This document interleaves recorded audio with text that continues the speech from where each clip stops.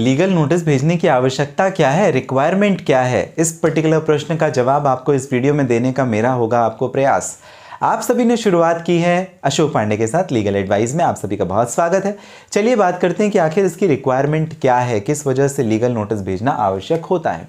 Legal notice जो कानूनी सूचना आप ऑपोजिट पार्टी को दे रहे हैं, विपक्षी को दे रहे हैं, वो सारे मटेरियल फैक्ट्स और आपका ग्रेवियंस कंक्लूड करता है।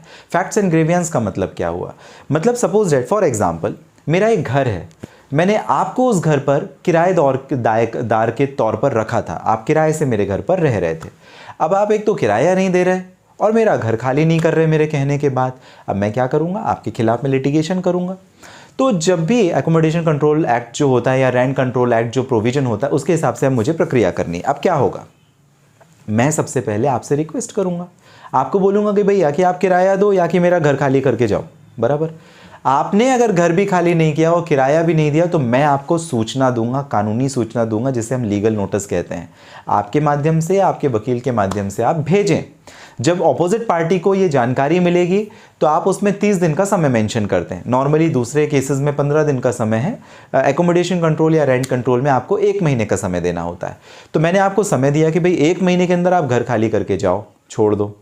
अगर आपने वो घर खाली नहीं किया तो मैं आपके खिलाफ में फिर लिटिगेशन करूंगा, मैं आपके खिलाफ में केस फाइल करूंगा। तो ये तो हो गया, फैक्ट्स भी आ गए, कब मैंने आपको किराए पे दिया, क्यों दिया, क्या कारण है, XYZ, कितना किराया था, बाकी सारी चीज़ें सब कुछ मैंने मेंशन कर दिया। और इंपॉर्टेंट बात, मेरा ग्रेवियंस क्या था, मैं चाहता था कि आप अब तक का जो बकाया किराया है वो ब्याज सहित मुझे दें और मेरा घर खाली करके आप जाएं। तो ये मेरा ग्रेवियंस था जो मैंने मेंशन किया।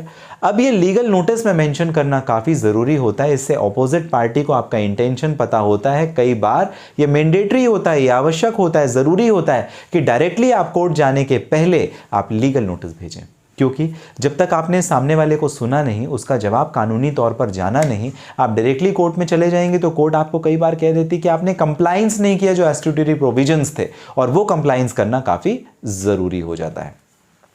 एक और बात वो ये कि क्या आप खुद से दे सकते हैं या वकील की आवश्यकता होगी। मैंने अनेकों वीडियो में आपको ये बताने का प्रयास किया है कि आप खुद से भी दे सकते हैं, लेकिन ये एडवाइजेबल होगा कि आप किसी अटॉर्नी, एडवोकेट या लॉयर की मदद ले लें।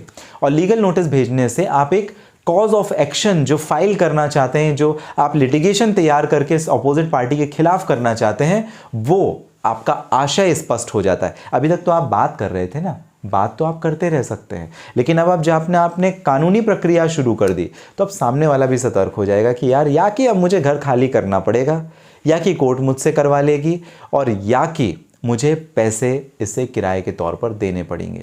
ये बहुत सारे चीज़ों में, सिविल लिटिगेशन में, क्रिमिनल लिटिगेशन में काम आता है, cheque bouncing negotiable instrument act के केस में काम आता है, रिकवरी ऑफ मनी के लिए काम आता है, सिविल एक्शन के लिए काम आता है, क्रिमिनल लिटिगेशन में काम आता है, फैमिली लॉ।